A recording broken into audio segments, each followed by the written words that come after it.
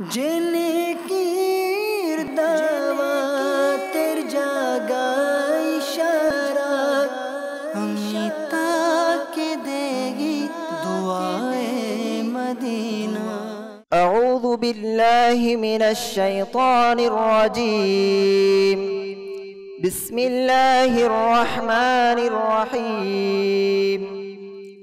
तबारकल्लज़ी बियदिहिल मुल्क वहुव अला कुल्लि शैइन क़दीर। अल्लज़ी ख़लक़ल मौत वल हयात लियब्लुवकुम अय्युकुम अहसनु अमला वहुवल अज़ीज़ुल गफ़ूर। الذي خلق 7 سماوات طباقا ما ترى في خلق الرحمن من تفاوت فارجع البصر هل ترى من فطور ثم ارجع البصر كرتين ينقلب إليك البصر خاسئا وهو حسير. ولقد زينا السماء الدنيا بمصابيح وجعلناها رجوما للشياطين وأعتدنا لهم عذاب السعير. وللذين كفروا بربهم عذاب جهنم وبئس المصير. إذا ألقوا فيها سمعوا لها شهيقا وهي تفور تكاد تميز من الغيظ كلما ألقي فيها فوج سألهم خزنتها ألم يأتكم نذير قالوا بلى قد جاءنا نذير فكذبنا وقلنا ما نزل الله من شيء إن أنتم إلا في ضلال كبير.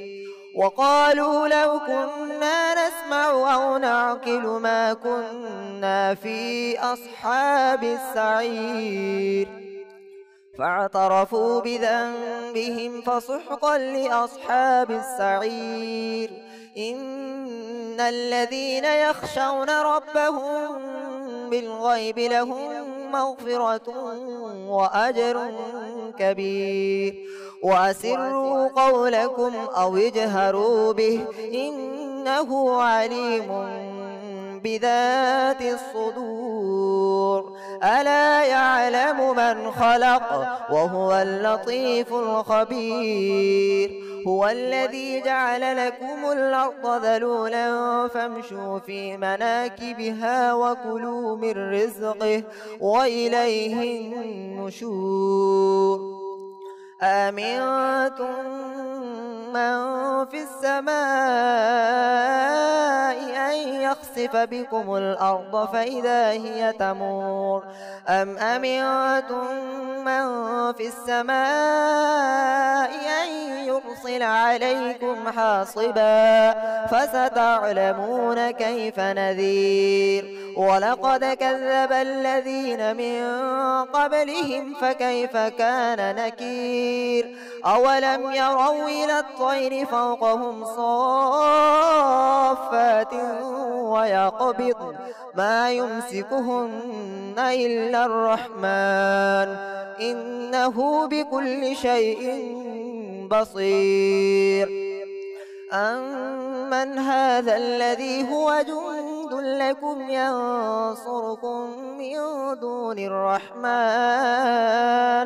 إن الكافرون إلا في غرور. أمن هذا الذي يرزقكم إن أمسك رزقه بل لجوا في عتو ونفور. أفمن يمشي مكبا على وجهه أهدى أمن يمشي سويا على صراط مستقيم. قل هو الذي أنشأكم وجعل لكم السمع والأبصار والأفئدة قليلا ما تشكرون قل هو الذي ذرأكم في الأرض وإليه تحشرون ويقولون متى هذا الوعد إن كنتم صادقين قل إنما العلم عند الله وإنما أنا نذير مبين فلما رأوه زلفة سيئت وجوه الذين كفروا وقيل هذا الذي كنتم به تدعون قل أرأيتم إن أهلكني الله ومن معي أو رحمنا فمن يجير الكافرين من عذاب أليم قل هو الرحمن آمنا به وعليه توكلنا فستعلمون من هو في ضلال مبين قل أرأيتم إن أصبح ماؤكم غورا فمن يأتيكم بماء معين صدق الله العظيم وصدق رسوله النبي الحبيب الكريم صلوا على الحبيب صلى الله على محمد صلى الله عليه وسلم আসুন পিএসনি বেরা ও মাদানী চ্যানেলের দর্শক শ্রোতা কালাম শ্রবণ করার আগে কিছু ভালো ভালো নিয়ত করে নি আল্লাহ তাআলার সন্তুষ্টির উদ্দেশ্যে সওয়াব হাসিলের নিয়তে ইনশাআল্লাহ আজ্জা ওয়াজাল কালাম শ্রবণ করব আমিও নিয়ত করতেছি আল্লাহ তাআলা ও তার হাবিব সাল্লাল্লাহু আলাইহি ওয়াসাল্লামের সন্তুষ্টি অর্জন ও সওয়াব হাসিলের নিয়তে পাঠ করব কোনো বাহাবা পাওয়ার জন্য না নেকি কামানোর জন্য ইনশাআল্লাহ আজ্জা ওয়াজাল পাঠ করব আসুন সবাই ইনশাআল্লাহ মিলেমিশে পাঠ করব সাল্লি আলা রাসূলিনা সাল্লি আলা মুহাম্মাদিন সাল্লি আলা করিমিনা সাল্লি আলা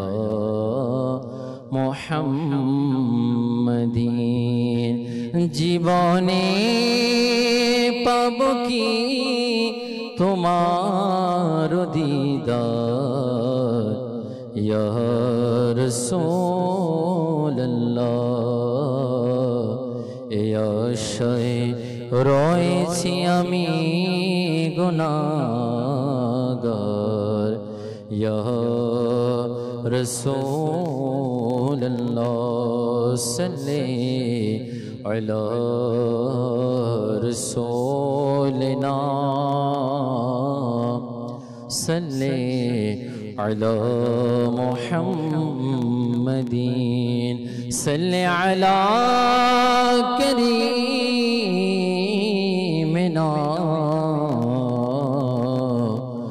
সাল্লি আলা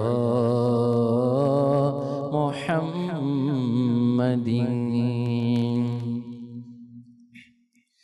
আমি নগণ্য আমি গুনাহগার আমি নগণ্য আমি গুনাহগার কি করিব বয়ান প্রশংসা তোমার কি করিব বয়ান প্রশংসা তোমার আমি নগণ্য আমি গুনাহগার আমি নগণ্য আমি নগণ্য আমি নগণ্য আমি গুনাহগার খুঁজে যদি কেউ তোমার উপমা সারা দুনিয়ায় কোথাও পাবে না খুঁজে যদি কেউ তোমার উপমা সারা দুনিয়ায় কোথাও পাবে না তোমারি তরে হলো দোনো জাহান তোমারি তরে হলো দোনো জাহান কিভাবে পাবে উপমা তোমার আমি নগণ্য আমি গুনাহগার আমি নগণ্য আমি গুনাহগার এসেছি ববে তোমার জন্য জীবন মরণ সব তোমার জন্য এসেছি ববে তোমার জন্য জীবন মরণ সব তোমার জন্য আমি নগণ্য তুমি অনন্য আমি নগণ্য তুমি অনন্য আমি নগণ্য তুমি অনন্য আমি নগণ্য তুমি অনন্য আমি ভিখারি তুমি যে সরদার আমি ভিখারি তুমি যে সরদার আমি নগণ্য আমি গুনাহগার আমি নগণ্য আমি গুনাহগার মুখে যতদিন তাকিবে জবান দেহে যতদিন তাকিবে প্রাণ মুখে যতদিন তাকিবে জবান দেহে যতদিন তাকিবে প্রাণ তোমারি গুণগান করিব বয়ান তোমারি গুণগান করিব বয়ান কবুল করে নাও হে প্রিয় আমার কবুল করে নাও হে প্রিয় আমার আমি নগণ্য আমি গুনাহগার আমি নগণ্য আমি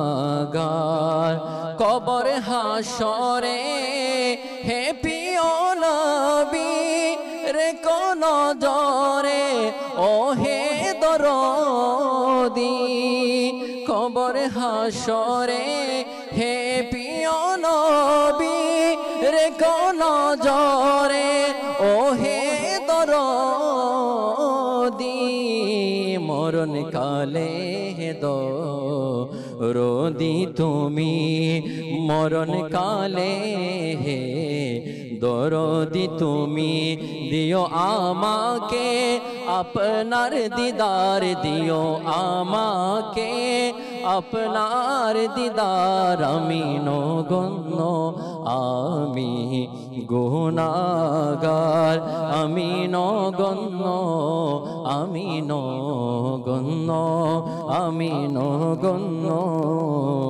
আমি গুনাহগার শুনো হে আকা আমার ফরিয়াদ দেখো এ ফকির পেতেছে দুহাত শুনো হে নবী আমার ফরিয়াদ দেখো এ ফকির পেতেছে দুহাত তোমার সুনজর দাও আমার উপর তোমার সুনজর দাও আমার উপর ডাকে তোমাকে সাগে আতার আমি নগণ্য আমি গুনাহগার কি করিব বয়ান প্রশংসা তোমার কি করিব বয়ান প্রশংসা তোমার আমি নগণ্য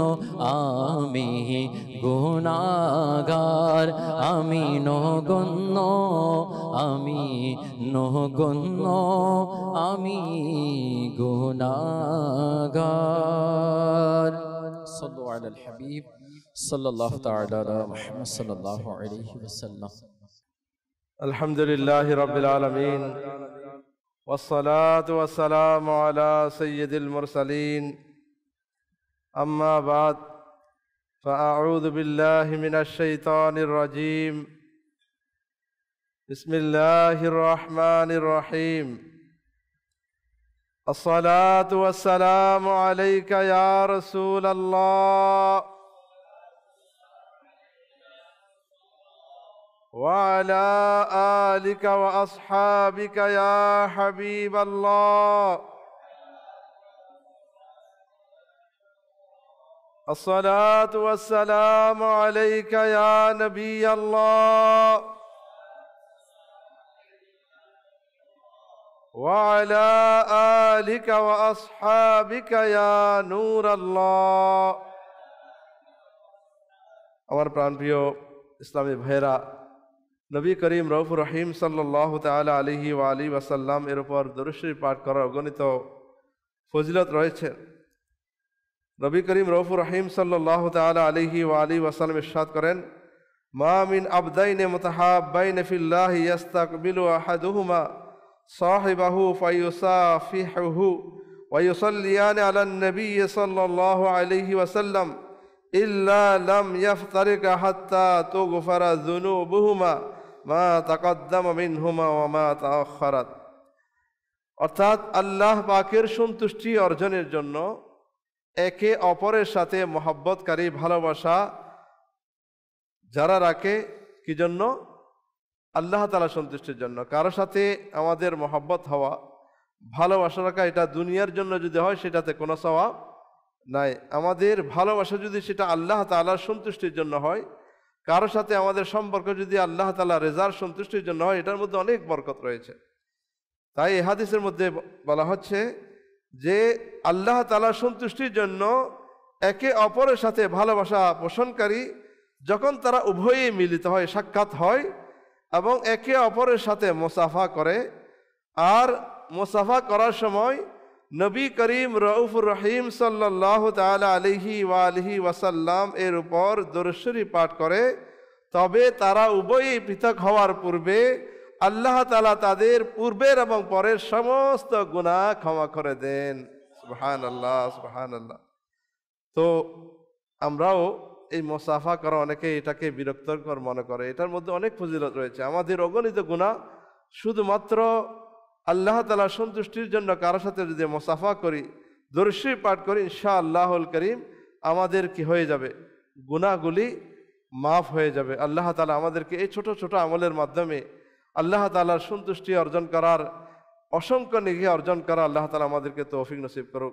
সল্লু আলাল হাবিব সাল্লাল্লাহু তাআলা আলা মুহাম্মদ সাল্লাল্লাহু আলাইহি ওয়াসাল্লাম। সালাতু ওয়া সালামুন আলাইকা ইয়া রাসূলুল্লাহ। রাসূল করিম সাল্লাল্লাহু তাআলা আলাইহি ওয়াসাল্লাম ইরশাদ করেন, আফদালুল আমালি আন-নিয়াতুস সাদিকা। সত্য নিয়ত সবচেয়ে উত্তম আমল।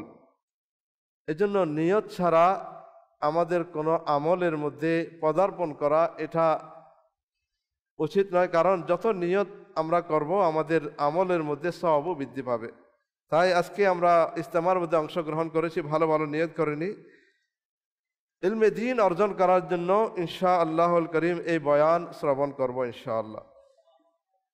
ইলমে দ্বীনের আদবে রক্ষার্থে আমরা দুজনে হয়ে বসবো, হেলান দিয়ে বসা এবং ইলমে দ্বীনের মধ্যে অলসতা সৃষ্টি এমন কাজ থেকে বেঁচে থাকার চেষ্টা করব। নিজের সংশোধনের জন্য বয়ান শুনব এবং যা শুনবো তা অপর ইসলামী ভাইয়ের নিকট পৌঁছানোর চেষ্টা করব। আল্লাহ তাআলা আমাদেরকে আরো ভালো ভালো নিয়ত করার তৌফিক নসিব করুক। আমার প্রাণপ্রিয় ইসলামী ভাইয়েরা, পবিত্র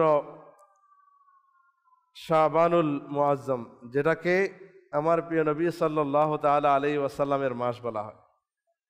রজব মাস ছিল আল্লাহর মাস, আর শাবান মাস কার মাস? এটা প্রিয় নবী সাল্লাল্লাহু তাআলা আলাইহি ওয়া আলিহি ওয়াসাল্লামের মাস। এই মাসের অগণিত ফজিলত বরকত আমরা শুনে আসি, এটা রমজানের সাথে একদম লাগানো। এবং কিতাবের মধ্যে, হাদিসে পাকের মধ্যে এরকম রয়েছে যে রাসূল করিম সাল্লাল্লাহু তাআলা আলাইহি ওয়া আলিহি ওয়াসাল্লাম শাবান মাসের চেয়ে বেশি রোজা অন্য কোনো মাসে রাখতেন না। এবং এই মাস, এটা রোজা রাখার মাস, কোরআন তেলাওয়াত করার মাস। এই মাস বিশেষ করে যেহেতু এটা নবীর মাস, এই মাসের মধ্যে সবচেয়ে বেশি যে আমলটা আমাদেরকে করা চাই সেটা হচ্ছে কি? অধিক হারে দরুদ শরীফ পাঠ করা। অধিক হারে যত বেশি বারে আমাদের কি করা, দরুদ শরীফ পাঠ করা চাই। আল্লাহ তাআলা আমাদেরকে এই পবিত্র মাসকে এমনভাবে মূল্যায়ন করা তৌফিক নসিব করুক যেন আমরা রমজানকে অত্যন্ত মহব্বত নিয়ে, তাকওয়া পরহেজগারি নিয়ে, অত্যন্ত যেভাবে আমাদের অনেক দিনের প্রতীক্ষিত কোনো মেহমান অনেক দিন পরে আসে সেটাকে গ্রহণ করার জন্য আমরা যেভাবে বেকুল থাকি, ওইভাবে বেকুলতার সাথে যেন আমরা রমজানকে ইস্তেকবাল করতে পারি, এটাকে কবুল করতে পারি, গ্রহণ করতে পারি। এমন যেন না হয় রমজান আসলো আমাদের গাফলতি থেকে গেল, উদাসীনতা থেকে গেল, এমন যেন না হয়। এজন্য এখন থেকেই আমাদেরকে রোজা রেখে, তেলাওয়াতে কোরআন করে, নফল নামাজ আদায় করে, দরুদ শরীফ আদায় করে, জিকির ও দুরুদের মাধ্যমে আমাদের অন্তরকে পরিষ্কার করে আমরা রমজানের জন্য প্রস্তুতি নিই। আল্লাহ তাআলা আমাদেরকে, বিশেষ করে আমাকে এবং মাদানী চ্যানেল দর্শক শ্রোতা উপস্থিত যারা সবাইকে আমাদেরকে তৌফিক নসিব করুন, সবাই বলি আমিন। আমাদের ইসলামের মধ্যে সর্বস্বীকৃত পৃথিবীর বিভিন্ন জায়গার মধ্যে 4টা মাযহাব রয়েছে। এর মধ্যে হানাফি, শাফি, মালিকি, হাম্বলি এই 4টা মাযহাবের অনুসারী রয়েছে। কেউ না কেউ এর অনুসারী। পৃথিবীর মধ্যে সবচেয়ে বেশি অনুসারী হচ্ছে হানাফি মাযহাবের। এই হানাফি মাযহাবের অসংখ্য অনুসারীদের ইমাম আজম আবু হানিফা রহমতুল্লাহ তাআলা আলাইহির উরস মুবারক 2রা শাবান। অনেকে জানে না, কিন্তু আলহামদুলিল্লাহ দাওয়াত ইসলামী বিভিন্নভাবে এই দিবসগুলো, এই দিনগুলোকে স্মরণ করে এবং করানোর ব্যবস্থা করে, যাতে আমাদের যারা ইহসান করে গিয়েছেন তাদের ইহসানের কথা আমরা না ভুলি। আজকের বয়ানে ইনশাআল্লাহ আমরা ওনার শান, মান, ওনার জীবনী সম্পর্কে আমরা শুনবো ইনশাআল্লাহুল কারীম। হযরত দাতাগঞ্জ বখশ আলী হাজবরি হানাফি রহমতুল্লাহ তাআলা আলাইহি হযরত ইমাম আজম আবু হানিফা নোমান বিন সাবিত রহমতুল্লাহ তাআলা আলাইহির প্রতি অত্যন্ত মহব্বত রাখতেন, ভালোবাসতেন। তিনি বলেন, আমি একদিন সফরে ছিলাম। সফর করতে করতে আমি শাম দেশ, যেটাকে এখন সিরিয়া বলা হয়, ওই সিরিয়া দেশে মুয়াজ্জিন রাসূল হযরত বিলাল রাদিয়াল্লাহু তাআলা আনহুর রওজা মোবারকে আমি হাজিরি দিলাম। ওই জায়গায় গিয়ে আমার ঘুম এসে গেল। ঘুমের মধ্যে আমি স্বপ্নের জগতে চলে গেলাম, নিজেকে মক্কা শরীফে পেলাম। দেখলাম প্রিয় নবী সাল্লাল্লাহু তাআলা আলাইহি ওয়া আলিহি ওয়াসাল্লাম বনি সাইবা গোত্রের দরজায় উপস্থিত, আর একজন বয়স্ক ব্যক্তিকে ছোট শিশুর মতো কোলে নিয়ে আছেন। স্বপ্নের মধ্যে মক্কা শরীফও দেখছেন, আমার রাসূল পাক সাল্লাল্লাহু আলাইহি ওয়াসাল্লাম দিদার হলো। দেখলেন কি, আল্লাহর প্যারা মাহবুব সাল্লাল্লাহু আলাইহি ওয়াসাল্লাম একজন বয়স্ক ব্যক্তিকে বাচ্চার মতো কোলে নিয়ে আসেন। রাসূল পাক সাল্লাল্লাহু আলাইহি ওয়াসাল্লাম দিদার পেয়ে দূর থেকে মহব্বত ভালোবাসায় দৌড়ে গেলেন এবং কদম মুবারকের মধ্যে চুমু খেলাম এবং মনে মনে এই বিষয়টি দেখে আশ্চর্য হলাম যে এই দুর্বল ব্যক্তিটিকে, বয়স্ক, ওনাকে বাচ্চার মতো কোলে নিয়ে আছেন। এমন সময় আল্লাহর প্যারা মাহবুব সাল্লাল্লাহু তাআলা আলাইহি ওয়া আলিহি ওয়াসাল্লাম নিজের বাতিনি শক্তি এবং ইলমে গায়েবের মাধ্যমে আমি মনে মনে যে আশ্চর্য হয়েছি সেই বিষয়টি ব্যাখ্যা করে দিলেন। উনি জেনে নিলেন এবং আমাকে উদ্দেশ্য করে ইরশাদ করলেন যে তুমি যে আশ্চর্য হচ্ছ, আমি যাকে কোলে নিয়েছি ইনি আর কেউ নেন, উনি হচ্ছে তোমাদের ইমাম আজম আবু হানিফা রহমতুল্লাহ তাআলা আলাইহি।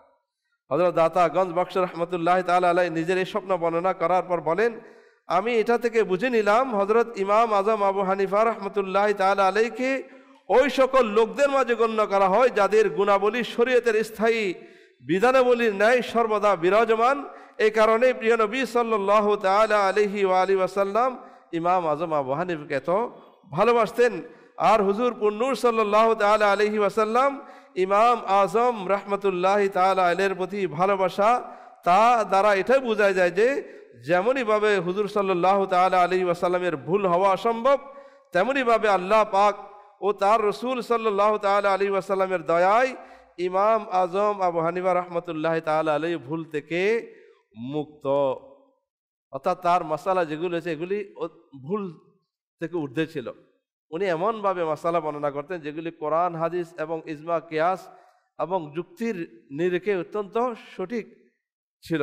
আমার প্রাণপ্রিয় ইসলামী ভাইয়েরা,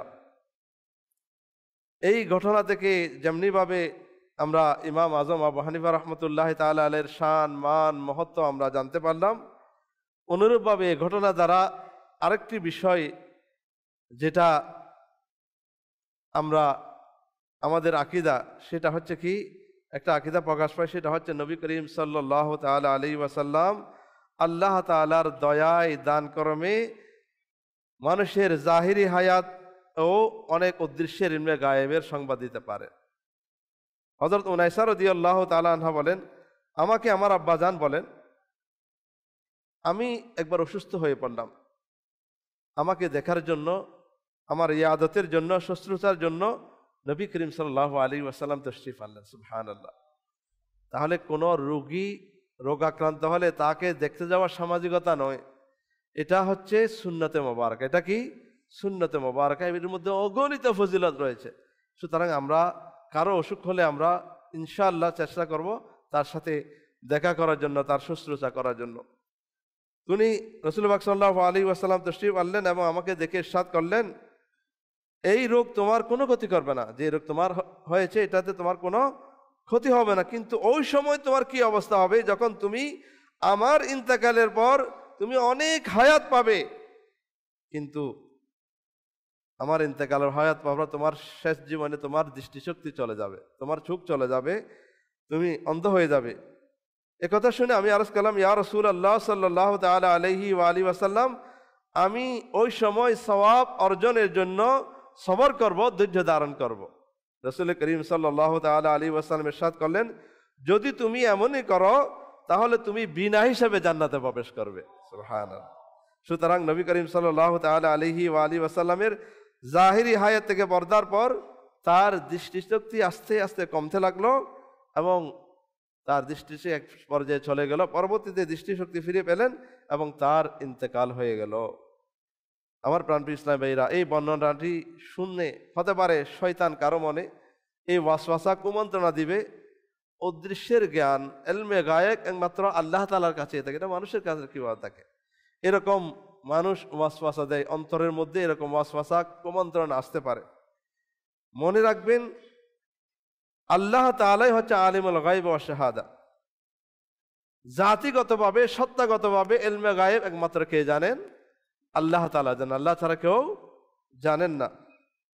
আর যে জ্ঞান আল্লাহ তাআলার কাছে সেটা ছিল, আছে, থাকবে, এটা কখনো ফানা হবে না। এটা আগে থেকে কেউ দেন না, এটা আগে থেকে ছিল, আছে, থাকবে। আর আম্বিয়া কেরাম আলাইহিস সালাম, বিশেষত আমার নবী রাসূল আরবি সাল্লাল্লাহু তাআলা আলাইহি ওয়াসাল্লাম, আউলিয়া কেরাম রাহিমাহুমুল্লাহু সালাম, অদৃশ্যের জ্ঞান অর্থাৎ ইলমে জ্ঞান যেটা পেয়েছেন সেটা আল্লাহ তাআলার দান ক্রমে পেয়েছেন, নিজের থেকে জানেন না। এটা কিভাবে জানেন? প্রদানকৃত আল্লাহ তাআলার দয়া পেয়েছেন। তাদেরকে যখন থেকে আল্লাহ পাক জানিয়েছেন তখন থেকে জানেন, যতটুকু জানিয়েছেন ততটুকুই জানেন, এর বেশি এক জররা পরিমাণ জানেন না। আল্লাহর নবীরা, আমার নবী সাল্লাল্লাহু তাআলা আলাইহি ওয়াসাল্লাম, সাহাবায়ে কেরাম, আউলিয়া কেরাম যে ইলমে গায়েব এটা আল্লাহ তাআলা জানিয়েছেন, যতটুকু জানিয়েছেন ততটুকু জানেন, যখন জানিয়েছেন তখন জানেন, এর চাইতে এক জররা বারও বেশি জানেন না। এখন প্রশ্ন থাকবে, এটার দ্বারা অনেকে আবার মনে বসাতে এতটুকু জানে, এটা কি বাহাদুরি? এখন প্রশ্ন হচ্ছে কতটুকু জানে এবং কতটুকু ইলমে গায়েব নবী করিম সাল্লাল্লাহু আলাইহি ওয়াসাল্লামের মাঝে রয়েছে, আম্বিয়া কেরামের মাঝে রয়েছে, আউলিয়া কেরামের মাঝে রয়েছে। এটা যিনি দান করেছেন তিনি জানে, যাকে দান করেছেন তিনি জানে। এর মাঝে আমি কতটুকু জানে সীমা নির্ধারণ করা আমাদের কোনো দরকার নাই। এতটুকু আমাদের আকীদা যে আল্লাহ তাআলার দান ক্রমে আল্লাহর নবীগণ, সাহাবায়ে কেরাম, আউলিয়া কেরাম ইলমে গায়েব জানেন। কতটুকু জানেন এটা নিয়ে আমাদের বলার কোনো দরকার নেই। আমরা এতটুকুতে আমাদের ক্লিয়ার থাকা দরকার। কেননা নবী করিম রউফুর রহিম সাল্লাল্লাহু তাআলা আলাইহি ওয়াসাল্লাম যে ইলমে গায়েব জানে, এটা কোরআনে পাকের দ্বারা অসংখ্য আয়াত রয়েছে। এর মধ্যে একটি আয়াত এখানে উল্লেখ রয়েছে, সূরা তাকবীরের 24 নং আয়াত। আল্লাহ তাআলা ইরশাদ করেন, বিসমিল্লাহির রহমানির রহিম, ওয়ামা হুয়া আলাল গায়বি বিদানিন। আল্লাহ তাআলা ইরশাদ করেন, আর এই নবী অদৃশ্য বিষয় বর্ণনা করার ব্যাপারে কৃপণ নন। এই আয়াতে করিমের আলোকে তাফসীরে খাজিনে রয়েছে, এই আয়াতের উদ্দেশ্য হলো প্রিয় নবী সাল্লাল্লাহু তাআলা আলাইহি ওয়াসাল্লামের নিকট অদৃশ্যর জ্ঞান অর্থাৎ ইলমে জ্ঞান, ইলমে গায়েব যখনই আসে তখন তোমাদের জন্য এতে কৃপণতা করেন না, অর্থাৎ তোমাদের তা বলে দেন। নবী করিম সাল্লাল্লাহু তাআলা আলাইহি ওয়াসাল্লাম ইলমে গায়েব যেটা জানেন এটা বলার ক্ষেত্রে তিনি কৃপণতা করেন না। এই আয়াত ও তাফসীর দ্বারা জানা গেল যে আল্লাহ পাকের প্রিয় মাহবুব সাল্লাল্লাহু আলাইহি ওয়াসাল্লাম মানুষকে ইলমে গায়েবের সংবাদ দিতেন, আর স্বভাবতই জানাবে সেই যে স্বয়ং নিজেও জানে, না জানলে কি জানাতে পারে। এই জন্য তো উনাইসা রাদিয়াল্লাহু তাআলা আনহুর আব্বা জানের যে ঘটনা শুনলে উনি চক্ষু চলে যাবে এটাও বলে দিয়েছেন। এভাবে অসংখ্য ইলমে গায়েবের সংবাদ আল্লাহর প্রিয় মাহবুব সাল্লাল্লাহু তাআলা আলাইহি ওয়াসাল্লামকে আল্লাহ তাআলা দান করেছেন। অনুরূপভাবে ইমাম আজম আবু হানিফা রাহমাতুল্লাহি তাআলা আলাইহি, ইনি আমাদের ইমাম, ওনাকে আল্লাহ তাআলা কতটুকু ইলম দিয়েছেন এবং উনি কিভাবে ইলমে দ্বীনের পথে এসেছেন। ইমাম শাহাবী রাহমাতুল্লাহি তাআলা আলাইহি অনেক বড় আলেম ছিলেন। উনি একদিন কোথাও যাচ্ছিলেন, পথের মধ্যে দেখলেন যে একজন যুবক, তার চেহারা অনেক সুন্দর এবং তাকওয়া পরহেজগারির চেহারার মধ্যে ফুটে উঠেছে। ওনাকে দেখি ইমাম শাহাবী রাহমাতুল্লাহি তাকে দাঁড় করালেন, অনেকগুলো লোক কিন্তু তাকে দাঁড় করালেন। বললে, এ বাচ্চা তুমি কোথায় যাচ্ছ? বললে, আমি কোথাও যাচ্ছি না, আমি ব্যবসার জন্য বাজারে যাচ্ছি। ইমাম শাহাবী রাহমাতুল্লাহি বললেন, তোমার পেশানির মধ্যে, কপালের মধ্যে আমি আলেম হওয়ার, এলেমের হিকমতের নিশানি দেখতে পাচ্ছি। তুমি বাজারের ব্যবসার মধ্যে রত না থেকে ইলমে দ্বীন অর্জনের মধ্যে লেগে যাও। ইমাম আজম আবু হানিফা রাহমাতুল্লাহি তাআলা ওনার পরামর্শক্রমে ইলমে দ্বীন অর্জনের মধ্যে লেগে গেলেন এবং ওই ইনফরাদি কোশিশের বদৌলতে উনি ইমাম আজম আবু হানিফা হয়ে গিয়েছেন। ইমাম আজম আবু হানিফা রাহমাতুল্লাহি তাআলা আলাইহি, ওনার নাম হচ্ছে মূলত নোমান। ওনার নাম কি? নোমান। ওনার কুনিয়ত অর্থাৎ উপাধি হচ্ছে কি? আবু হানিফা। নোমান ওনার নামের সাথে কাজের মিল রয়েছে। কিভাবে? এখানে লেখা হচ্ছে, ইবনে হাজার মক্কি রাহমাতুল্লাহি তাআলা লেখেন যে কিছু রক্ত রয়েছে যেগুলিকে শরীরের যে অবয়ব রয়েছে এটাকে টিকে থাকার জন্য ওইটা রক্তের প্রয়োজন, এটা নাকি নোমান বলা হয়। যেহেতু ইসলামের ঢাঁচাকে, ইসলামের গঠনকে ইমাম আজম আবু হানিফা রাহমাতুল্লাহি তাআলা আলাইহি উনি মজবুত রেখেছেন। শরীয়তের প্রবর্তন করে, ইজতিহাদ করে, ফিকহ শাস্ত্রের প্রবর্তন করে ইনি ইসলামকে এমন মজবুত করেছেন, ওনার নামের সাথে কি কাজের সাথে মিলে গিয়েছে। এবং ইমাম আজম আবু হানিফা রাহমাতুল্লাহি তাআলা আলাইহি, ওনাকে আবু হানিফা কেন বলা হয় এটার অগণিত ব্যাখ্যা উলামায়ে কেরাম লিখেছেন। একটা ব্যাখ্যা এটা রয়েছে যে উনি যেই দেশের মধ্যে জন্মগ্রহণ, ওইখানের মধ্যে দাওয়াত যেটা আছে, আমরা আগেকার কলম দেখতো, তাদেরকে কালির জন্য একটা দাওয়াত থাকতো, মানে যেখানে কালি ভরা হতো, তো ওখানে ইলমে দ্বীনের চর্চা হতো, সেখানে তারা দাওয়াত ব্যবহার, ওই দাওয়াতকে তাদের ভাষায় হানিফা বলা হতো। কি বলা হতো? হানিফা। যে এখানে ওনার মজলিসের মধ্যে অনেক শাগরিদ ছিল এবং তারা ওনার এলমগুলো যেগুলি বলতে এগুলি লিখতেন, এই জন্য ওনাকে আবু হানিফা এই জন্য বলে, ওনাকে দাওয়াতওয়ালা। অর্থাৎ ওনার মজলিসের মধ্যে কলম লিখে কালি বরার দাওয়াত নিয়ে বসে থাকতো, এই জন্য ওনাকে এই উপাধি দেওয়া হয়েছে। এটা আরও অনেক ব্যাখ্যা রয়েছে।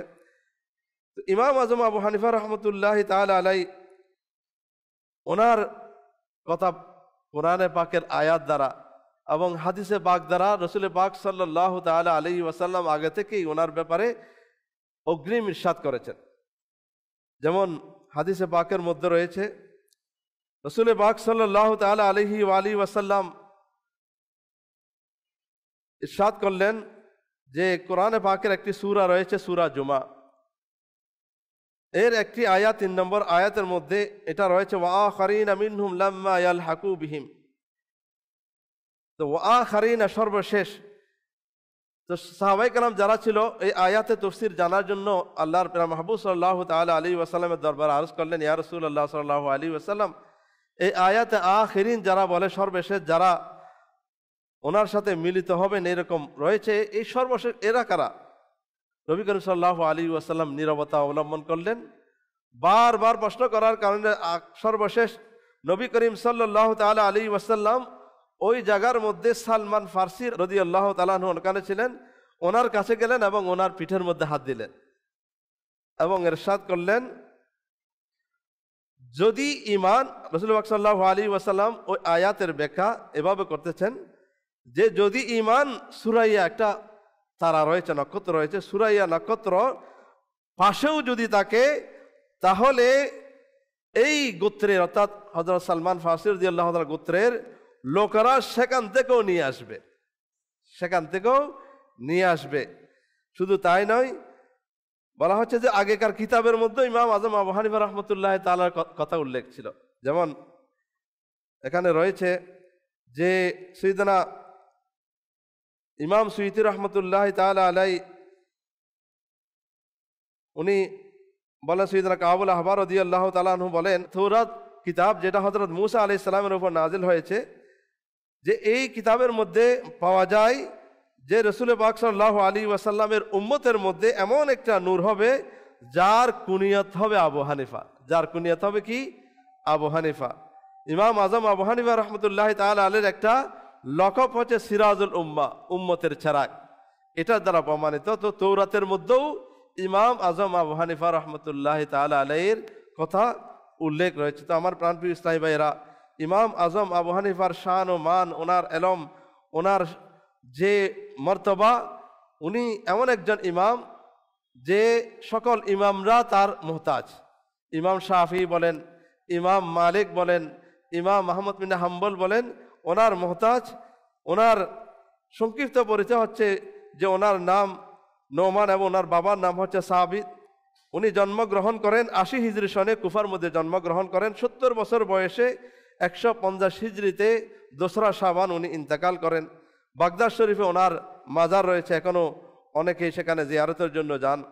তো ইমাম আজম আবু হানিফা রহমতুল্লাহ তাআলা আলাইহি উনি ওনাকে আল্লাহ তাআলা অগণিত এলম দ্বারা ওনাকে ধন্য করেছেন। ওনার অনেক এলম ছিল, শুধু এলম নয়, উনি তাকওয়া পরহেজগারের দিকে অনেক উঁচু পর্যায়ের ছিলেন।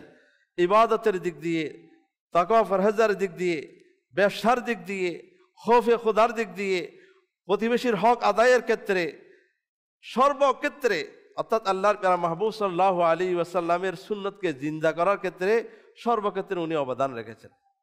ইমাম আজম আবু হানিফা রহমতুল্লাহ তাআলা আলাইহির ব্যাপারে লেখেন, হযরত আবু নুআইম রহমতুল্লাহ তাআলা বলেন, ইমাম আজম আবু হানিফা রহমতুল্লাহ তাআলা আলাইহির চেহারার আকৃতি, আকার ও আকৃতি, চেহারা, পোশাক, জুতা উন্নত মানের থাকতো। তার কাছে আগত প্রত্যেকটি ব্যক্তিকে তিনি সাহায্য করতেন এবং তার উচ্চতা ছিল মধ্যম আকৃতির। সকল মানুষের মধ্যে সবচেয়ে বেশি সুন্দরভাবে কথা বলতেন, অধিক হারে সুগন্ধি ব্যবহার করতেন।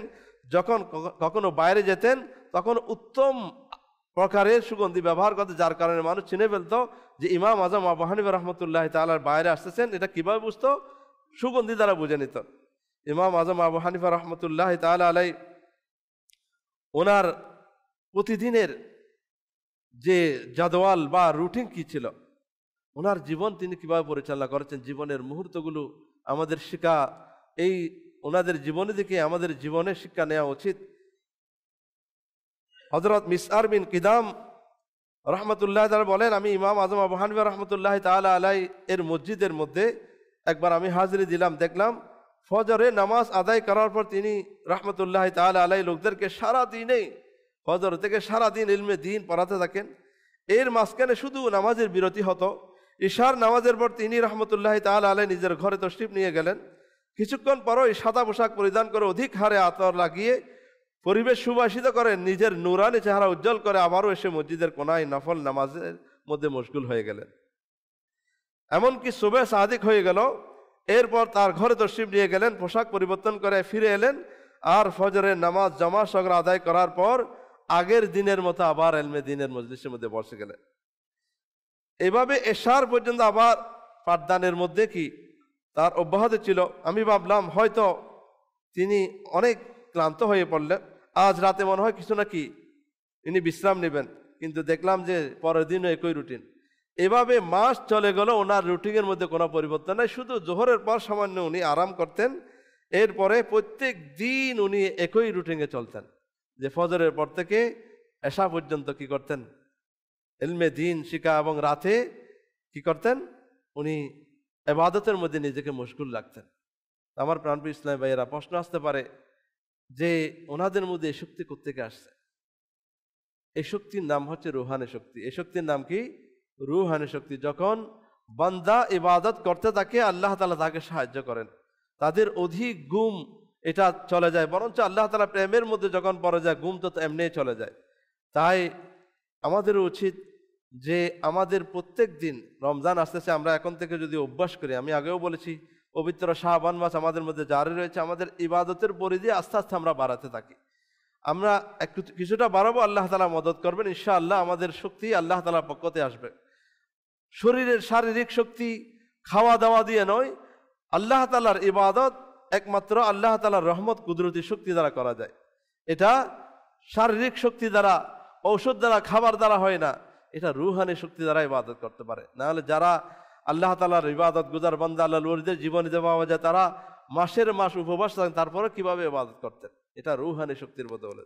আমার প্রাণপ্রিয় ইসলামী ভাইরা, ইমাম আজম আবু হানিফা রহমতুল্লাহি তাআলা আলাইহি উনি পাঠদান এবং আল্লাহ তাআলার ইবাদত করার পাশাপাশি হালাল রিজিক উপার্জনের জন্য উনি চেষ্টা করতেন। এই জন্য উনি ব্যবসাকে তার পেশা হিসেবে অবলম্বন করে নিলেন। তিনি ব্যবসার মধ্যে মানুষের কল্যাণ কামনা করতেন এবং শরীয়তের বিধি বিধানের প্রতি অত্যন্ত ইনি কঠোর ছিলেন।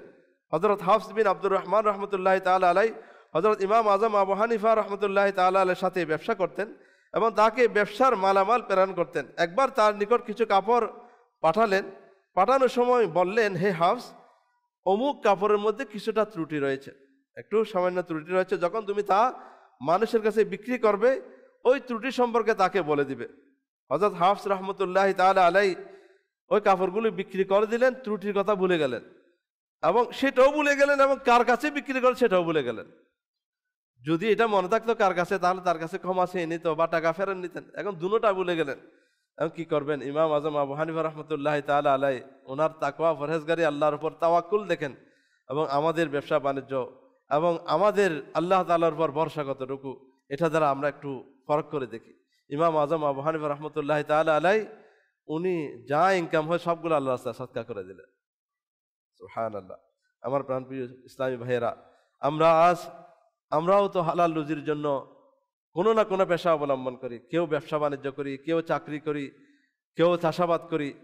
যাই করি না কেন সব কিছুর মধ্যে তাকওয়া পরহেজগারি অবলম্বন করলে তার ব্যবসার মধ্যে, রিজিকের মধ্যে কখনো কমতি আসবে না, বরঞ্চ আল্লাহ তাআলা এর মধ্যে বরকত নাজিল করবেন। হালাল রুজির মধ্যে বরকত রয়েছে, কিন্তু আমাদের মধ্যে, আমাদের জেহেনের মধ্যে শয়তান এটা ঢুকিয়ে দিয়েছে।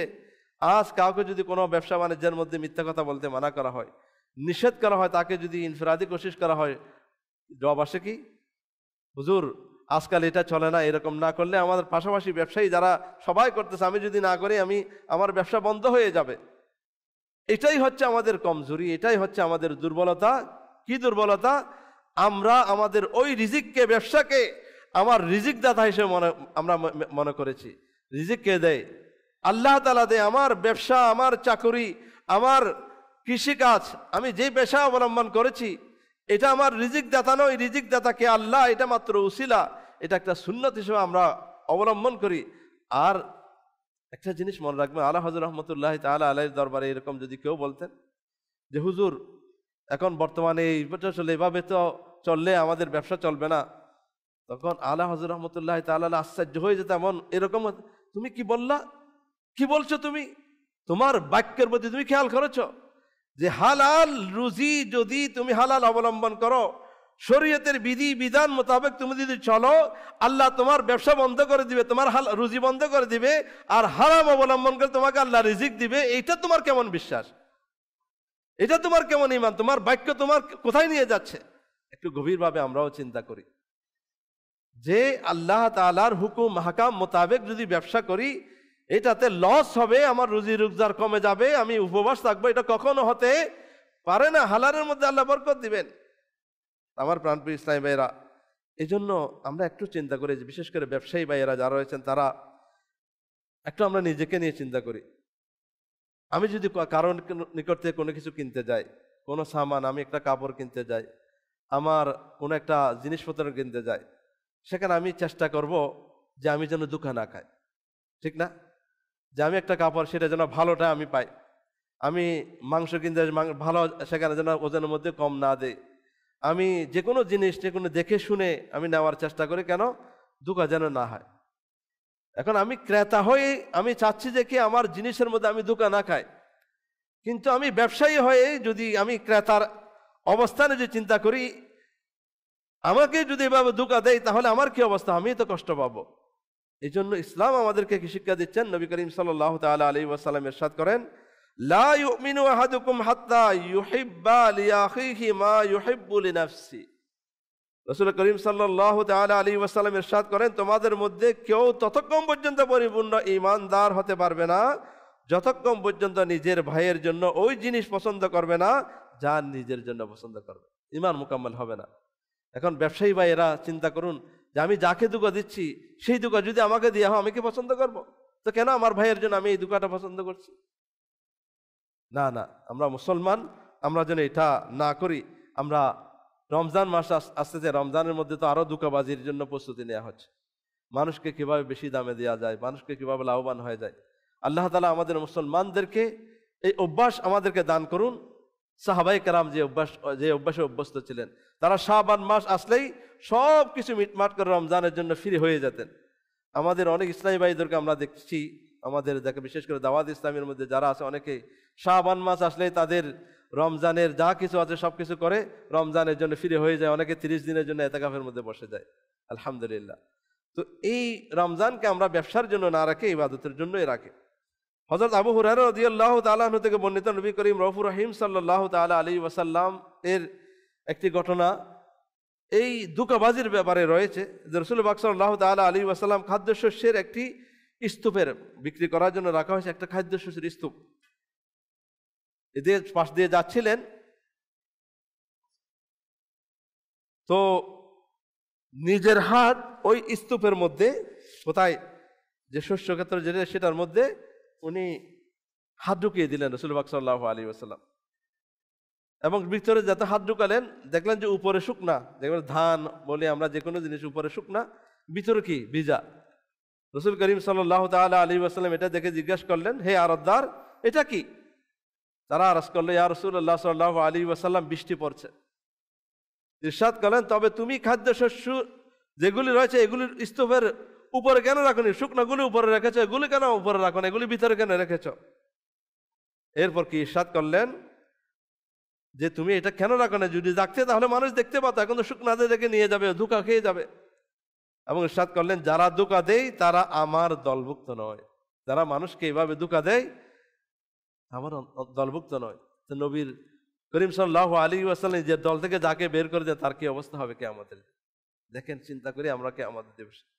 প্রিয় ইসলামী ভাইরা, এই হাদিসে পাক দ্বারা জানা গেল ব্যবসায়িক পণ্যে ত্রুটি সৃষ্টি করাও অপরাধ, প্রাকৃতিকভাবে সৃষ্ট ত্রুটি লুকানোও অপরাধ।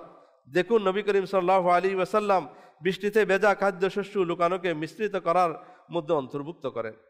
আমার প্রাণপ্রিয় ইসলামী ভাইরা, তাই আমাদের উচিত যেন আমরা মানুষকে ব্যবসা বাণিজ্যের ক্ষেত্রে আমরা ধোঁকা না দিই, বরঞ্চ আল্লাহ তাআলার বান্দার প্রতি আমরা দয়া পরবশ হই।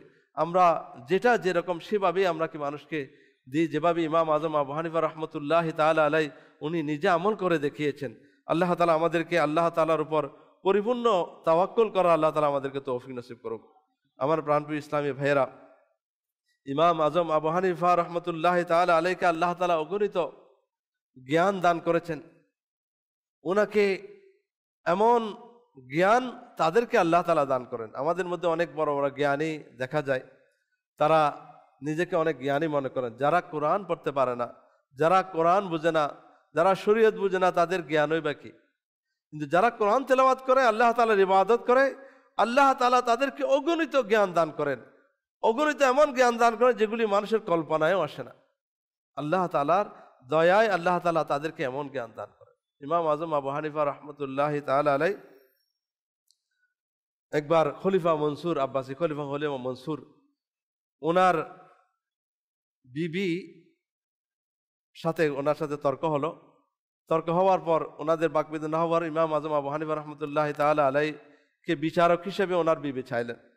ইমাম আজম আবু হানিফা রহমতুল্লাহ যখন তশরিফ আনলেন, ওনার বিবি মনসুর এর বিবি দেওয়ালের এক পাশে লুকিয়ে রইলেন যাতে কথাগুলি শোনে। তো খলিফা মনসুর ইমাম আজম আবু হানিফা রহমতুল্লাহ তাআলা আলাইকে বললেন, হে ইমাম আজম আবু হানিফা, ইসলামের মধ্যে পুরুষের জন্য কয়জন নারীকে বিবাহ করার হুকুম রয়েছে। ইমাম আজম আবু হানিফা রহমতুল্লাহ তাআলা আলাইহি ইরশাদ করলেন 4জনকে বিবাহ করা এট এ টাইম জায়েজ রয়েছে। বলে দাসীর পথা এখন নেই, তখন ছিল যাদেরকে কিনে নেওয়া হতো দাসী, বা দাসী যতটা ইচ্ছা রাখা যায়। এই কথাটা যখন ফতোয়া শুনলেন তো তর্ক বিতর্ক হয়েছে। তো মেয়েদের মধ্যে স্বাভাবিকভাবে আরেকজন স্ত্রী হওয়া সেটা মেয়েরা কি পছন্দ করে না। তো মনসুর উনি একটু জালিম শাসক বা এভাবে কর্কশ বা সাহেব বললেন, শুনছ ইসলামের মধ্যে 4টা বিবাহ কি আছে, জায়েজ আছে। ইমাম আজম আবু হানিফা রহমতুল্লাহ তাআলা আবার বললেন, বাদশাহ আপনার জন্য একটা করা জায়েজ। আপনি এখন বললেন 4টা, এখন বলছেন একটা।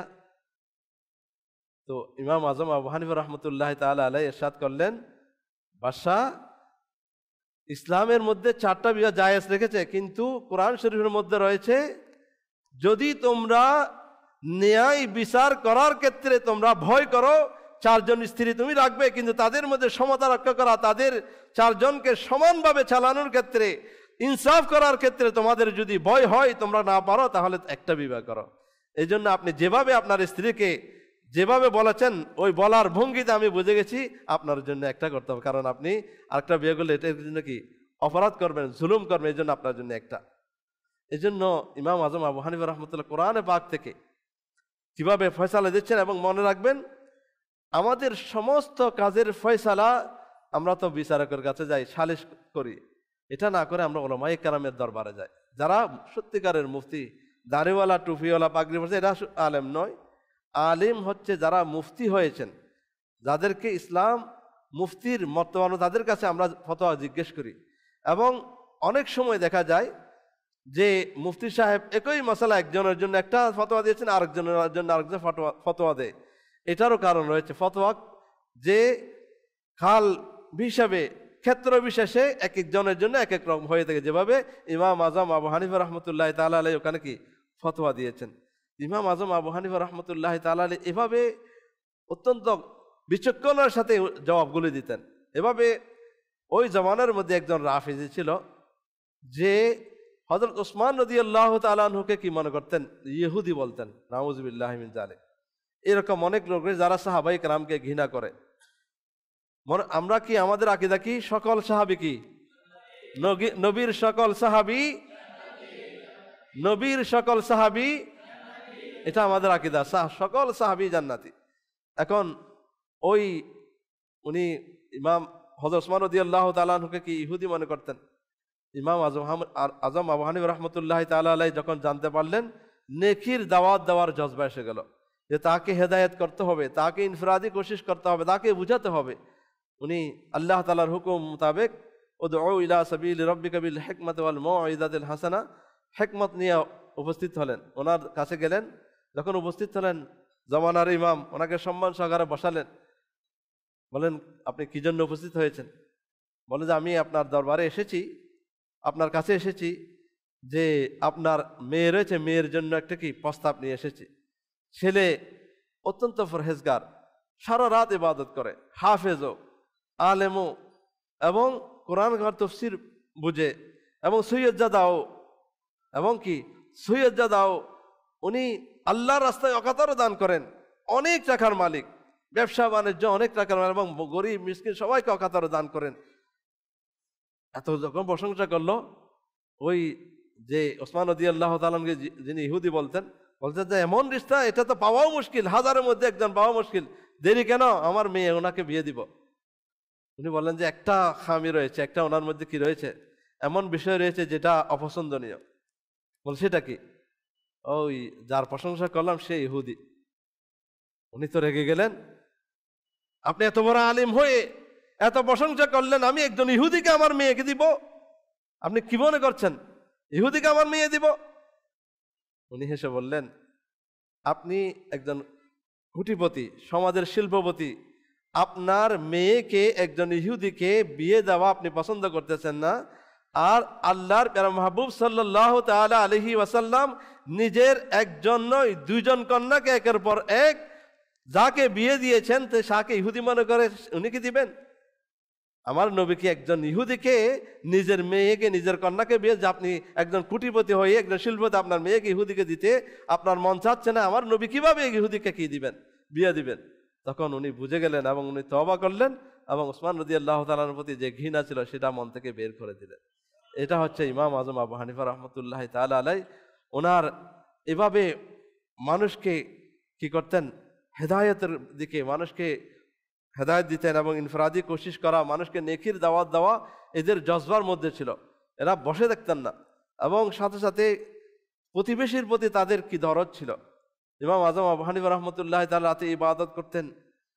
পার্শ্ববর্তী একজন লোক ছিল, সে ব্যবসা বাণিজ্য করে রাত্রে আসতো, আসার সময় মাংস নিয়ে আসতো আর শরাব নিয়ে আসতো। সে মাংসগুলো ভুনা করে খেত এবং শরাব পান করে চিল্লাচিল্লি করত, যার কারণে ইমাম আজম আবু হানিফা রহমতুল্লাহ তাআলা আলাইহির ইবাদতের মধ্যে বিঘ্নতা করত। একদিন ওনার আওয়াজ শুনলেন না, ওই লোকটি প্রতিবেশী যে শরাব খেয়ে চিল্লাচিল্লি করত, তার আওয়াজ না শুনে জিজ্ঞাসা করলে ওই লোকটি কোথায়। তো বলা হলো যে তাকে সহ অন্যান্য লোকদেরকে পুলিশ নিয়ে গেছে থানার মধ্যে, তাকে গ্রেফতার করা হয়েছে। ইমাম আজম আবু হানিফা রহমতুল্লাহ তাআলা আলাইহি দেরি করলেন না, থানায় গেলেন। থানায় ওখানে গিয়ে ওনাকে দেখে সম্মানিত সবাই দাঁড়িয়ে গেলেন। আপনি কেন উপস্থিত হয়েছেন? বলে আমার একজন প্রতিবেশী আপনারা নিয়ে এসেছেন, তাকে কি মুক্তি দিন। ইমাম আজম আবু হানিফা রহমতুল্লাহ তাআলার সম্মানে ওনাকে সহ আরো যারা কয়েদ দিয়ে দিন, যাদেরকে কয়েদ করেছিল সবাইকে প্রশাসনের হুকুমে ওনার সম্মানেতে কি করে দিল, মুক্তি করে দিল। তখন ইমাম আজম আবু হানিফা রহমতুল্লাহ ওনাকে বলে আমি আমার প্রতিবেশীর যে হক রয়েছে সেটা আদায় করেছি, এটার কারণে সে তওবা করে সেখান থেকে ফিরে আসলো। প্রতিবেশীর হক, আমরা তো সামান্যতম কারো যদি কেউ আমাদের দুর্ব্যবহার, তাকে জীবনের জন্য ফিরে চায় না, অথচ একজন কেমন গুনাহগার, এমন গুনাহগার ব্যক্তি প্রতিবেশী, তার প্রতিবেশী হক আদায় করেছে। আরেকজন লোক ইমাম আজম আবু হানিফা রহমতুল্লাহ তাআলা আলাইহিকে অত্যন্ত ঘৃণা করতেন। একবার উনি কোথাও যাচ্ছিলেন, পিছনে পিছনে ওনাকে গালিগালাজ করতেছেন, কিন্তু ইমাম আজম আবু হানিফা রহমতুল্লাহ তাআলা আলাইহি কোনো কথা বললেন না। এরকম বলতে বলতে বলতে লোকটি পিছনে পিছনে চলতেছেন। শেষ পর্যন্ত ইমাম আজম আবু হানিফা রহমতুল্লাহ তাআলা আলাইহি কোথায় ঘরের মধ্যে ঢুকে গেলেন।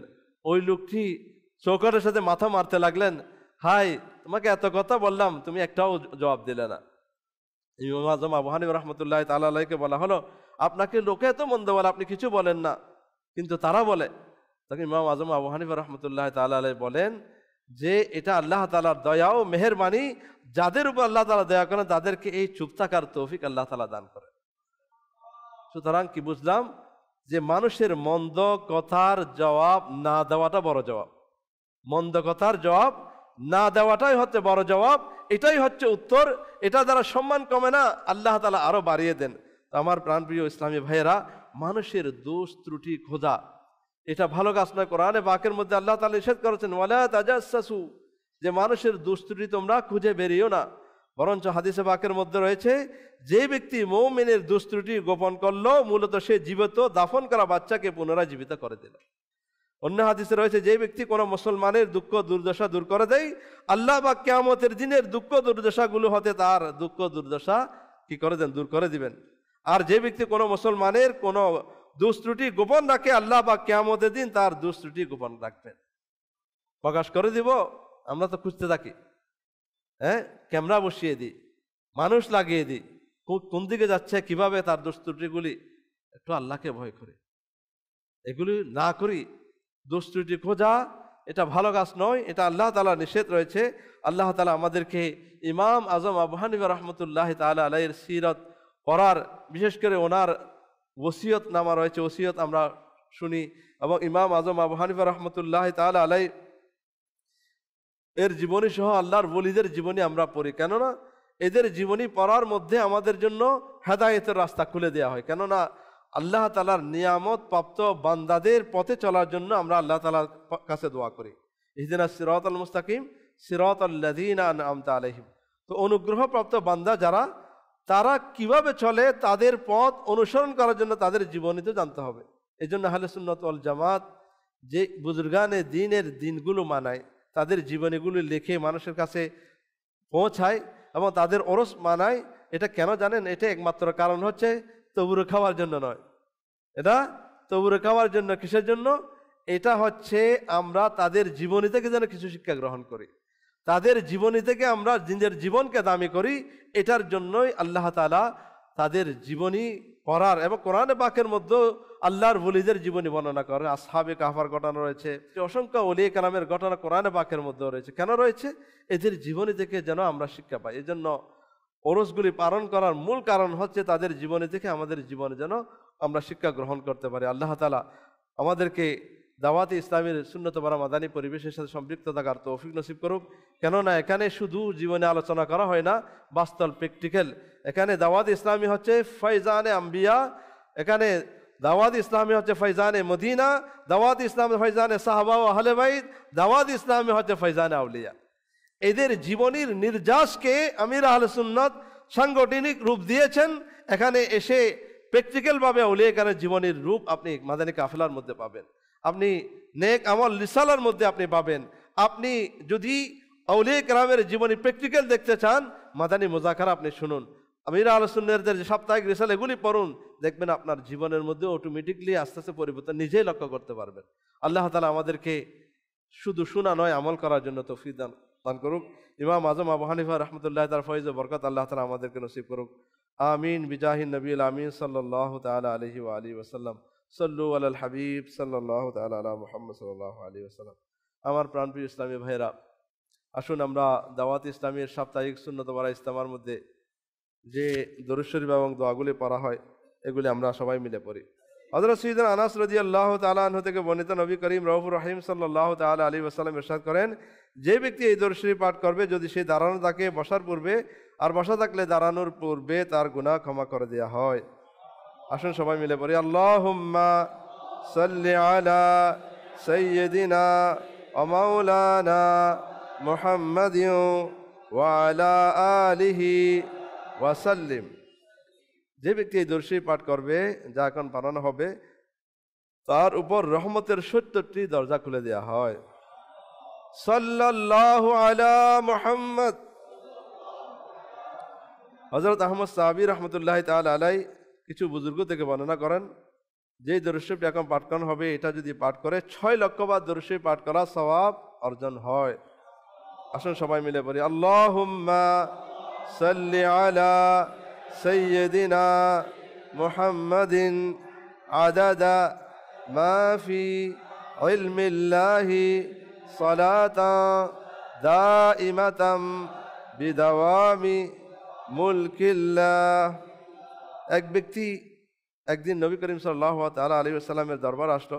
নবী করিম সাল্লাল্লাহু তাআলা আলাইহি ওয়াসাল্লাম ওই লোকটিকে নিজের এবং সিদ্দিক আকবর রাদিয়াল্লাহু তাআলা আনহুর মাঝখানে বসালেন। এই দৃশ্য দিকে সাহাবায়ে কেরাম আলাইহিম রিদওয়ান অত্যন্ত আশ্চর্য হলেন যে এই লোকটিকে এত সম্মানিত। যখন ওই লোকটি চলে গেল, তখন রাসূল করিম সাল্লাল্লাহু তাআলা আলাইহি ওয়াসাল্লাম ইরশাদ করলেন, এই লোকটি যখন আমার উপর দরুদ শরীফ পাঠ করে, তখন এভাবে দরুদ শরীফ পাঠ করে।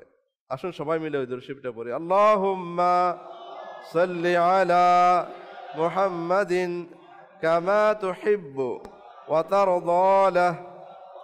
নবী করিম রাউফুর রহিম সাল্লাল্লাহু তাআলা আলাইহি ওয়াসাল্লাম ইরশাদ করেন, যে ব্যক্তি এভাবে দরুদ শরীফ পাঠ করবে, তার জন্য আমার শাফাআত ওয়াজিব হয়ে যায়।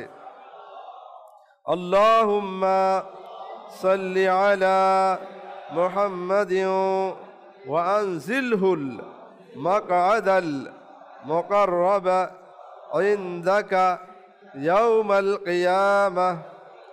হযরত সাইয়্যিদনা ইবনে আব্বাস রাদিয়াল্লাহু তাআলা আনহুমা থেকে বর্ণিত, প্রিয় নবী মক্কি মদিনী মুস্তাফা সাল্লাল্লাহু তাআলা আলাইহি ওয়াসাল্লাম ইরশাদ করেন, এই দোয়া পাঠকারীর জন্য ৭০ জন ফেরেশতা ১০০০ দিন পর্যন্ত নেকিসমূহ লিখতে থাকে। জাযাল্লাহু আন্না মুহাম্মাদান মা হুয়া আহলু। প্রিয় নবী সাল্লাল্লাহু তাআলা আলাইহি ওয়াসাল্লাম ইরশাদ করেন, যে ব্যক্তি এই দোয়া ৩ বার পাঠ করবে, যে ব্যক্তি এই দোয়া ৩ বার পাঠ করবে, সে যেন সবকদর পেয়ে গেল। আসুন সবাই মিলে পড়ি, লা ইলাহা ইল্লাল্লাহু আল হালিমুল কারীম সুবহানাল্লাহি রাব্বিস সামাওয়াতি আস-সাব'i ওয়া রাব্বিল আরশিল আযীম।